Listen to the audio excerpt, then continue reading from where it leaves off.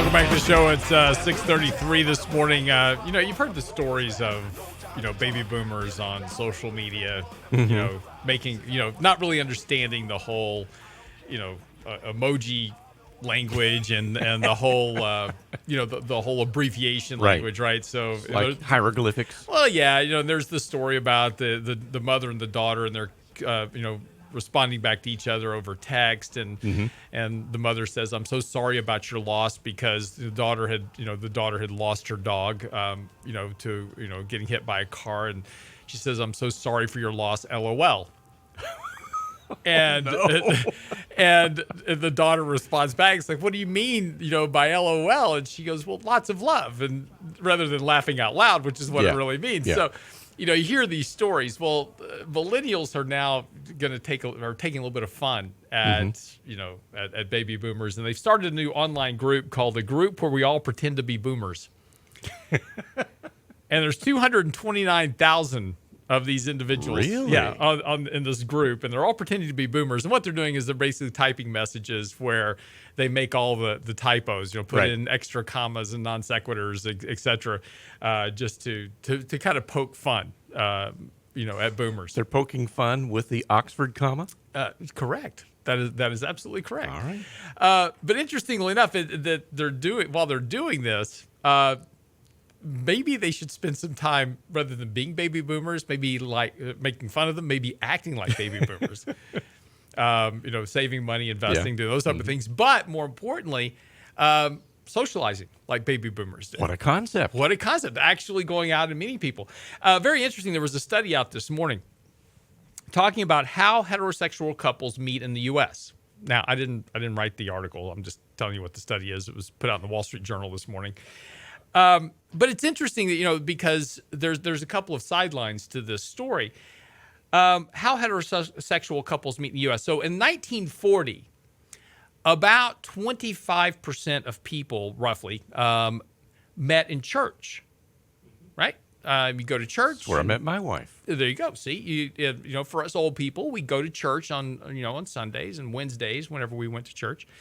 And and likely you were in a church group or Sunday school class or something, and a lot of people met their significant other, at church. Today, only about 4% of people meet their significant other in church, but that also goes along with the fact that the participation rates in churches has dropped dramatically over the course of just the last really 2 decades, in particular, and the number of people that actually have a preferred religion has dropped dramatically over the last 2 decades. Now, why do I bring that up? It's interesting because if you take a look at where we are in society today, we've had, I think the number yesterday, we're now at 21 or 22 mass shootings in the United States just this year. Now, interestingly enough, over the weekend in Chicago, there were 34 people shot, right? That's a normal weekend in Chicago. We don't consider those mass shootings because it's not 4 or more in one incident. That's what's considered a mass shooting. So we've had 21, 22 now this year just of that. But this is just kind of the apex of this kind of dissent that we've been watching occur within society over the last 2 decades.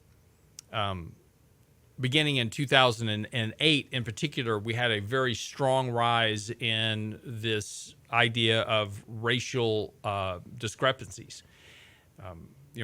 Black Lives Matter and all these other movements that started. And we had this real rise in vocality about the different stresses on different groups, right? We had Occupy Wall Street, the 99% versus the 1%. We've had, wage disparity issues really come to light. We've had the racial issues come to light. And again, we've had a lot of this, the immigration issue is another one. So we've had a lot of anger and angst, really building in the economy. And it's interesting because if you take a look at the fall in people actually attending church and religious organizations and having a religious preference, while that's been declining, this angst in America has been rising sharply. I'm, you know, causation, correlation, you can suggest it yourself, but moral compasses have a lot to do with these things. But we also can take a look at this in terms of happiness, right? Why are people happy or unhappy? And it's interesting because another study out this morning, 22%, that's 1/5, right? It's almost a quarter of millennials say they have absolutely no friends. No friends. Now, why don't they have friends? We can trace a lot of the problems that we have in the country today right back to social media. Why do people not have friends? Because they have thousands of friends, right? They're all online. There are people they really don't even know. They just sit online, have their face buried in their phone all day, and they're tweeting and texting and doing whatever, but they're not actually communicating or socializing with other individuals, right? They're not going to places where you would meet and socialize and have interpersonal relationships. And what fulfills life and what creates happiness ultimately is not money, right? There's the old saying is that money can't buy love, but it buys a whole lot of whatever comes in second, right? So, but the impact of personal relationships, right? Working within groups that you enjoy, etc., is part of the fulfillment of life and what keeps us happy. And as we've gotten more and more, and we've allowed social media to permeate so many different facets of our lives, that we're now detaching from that social connection. And that leads to depression. And I'm not saying this, right? These are studies that have already proven this, that people that are on social media constantly have a higher level of depression and loneliness than people that don't. I mean, it's not really rocket science to figure that out. But when and constantly on social media, we're constantly comparing ourselves to everybody else, right? We see, I see Brent. I'm at home working on my vacation. Brent's texting pictures of him and Charlie Kate and his wife, having fun, and I'm all depressed, right? I just blocked him. So You could have come with us. I know, and I appreciate that. But this is the problem, right? We get into this whole keeping up with the Joneses, and we've got to have these these experiences. We've got to do all these things that other people are posting, which, by the way, they're probably not having those experiences either, right? They don't own that Ferrari they're standing in front of. It was somebody else's that they just took a picture in front of. But look, everybody's trying to be somebody else online. This is the baby boomers now. Millennials are acting like baby boomers online. We all want to be somebody else. And we can do that online. We don't have any social responsibility online. We can say what we want. We can be mean when we want.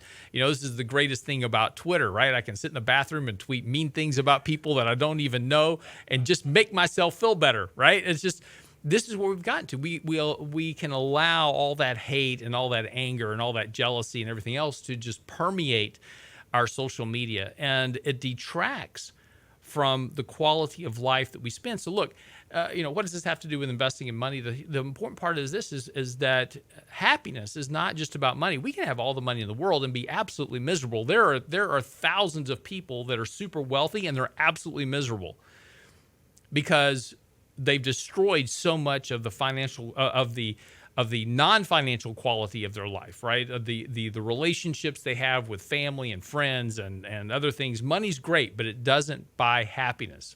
Buys a whole lot of whatever comes in second. Don't let me get you wrong. But the importance is you can't buy happiness. And part of being healthy and enjoying life is you can save up money, you can invest, and you can do all these things. But if you don't have health and you don't have happiness, then the whole process is really a meaningless venture. So part of this is finding the right balance. And, social media has devastated an entire generation or more, likely 2 generations. And I imagine that at some point there's going to, the pendulum always swings in directions. And, currently right now, I don't think you could find the pendulum any more off to one side than we've seen in history, with the amount of hate and anger and angst that we have going on in the country today. I mean, just simply look at the headlines, the media, the news, the social media feeds. It's all there for you. It's not hard to get there. And I think at the root of this, that we can go back to the decline in religious preferences.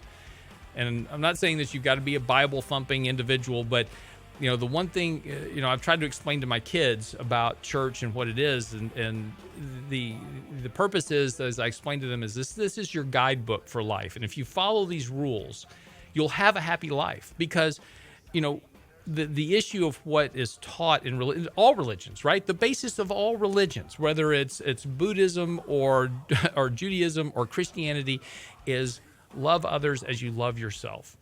And to treat others the way you want to be treated. And that basic rule in every religion is what ultimately leads to happiness and health, and believe it or not, even prosperity. Be right back after the break.